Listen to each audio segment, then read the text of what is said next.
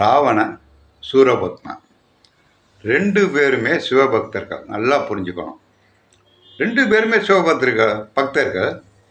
அவ்வளோ பெரிய வீரர்கள். 2 பேருமே அழிவதற்கு என்ன காரணம்? மிக முக்கிய காரணம். ராவணன் அழிவதற்கு சூர்பனகை. சூர்பனகை ஏன் ராவணனை கொல்லணும்னு நினச்சா தெரியுமா? ராவணன் மிகப்பெரிய வீரன். அவனை எதிர்த்து போராட முடியாது. அவன் தங்கச்சிக்கே தெரியும்.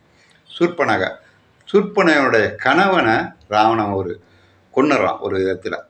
கொன்னவனை இவனை பலி வாங்கிறது எப்படின்னு தெரியலை.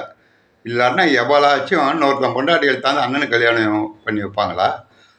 தமிழகத்தில் அந்த மாதிரி நடக்குமா? ஒருத்தி அழகாக இருந்தால் அண்ணனுக்கு கட்டி வைப்புன்னு நினைப்பாளா இன்னொருத்தன் பொண்டாட்டியா? அவன் நினச்சான்னா ராவணனை கொல்ல. அதே மாதிரி சூரபத்மன் என்ன பண்ணா? சூரபத்மனையும் கொல்ல முடியாதா? அஜமுகி அவனுடைய தங்கச்சி போய் இந்திராணியை கூப்பிட்டு வந்தா. இந்திர மனைவியா போய் பிடிச்சா. அவன் கையை விட்டு விட்டான்.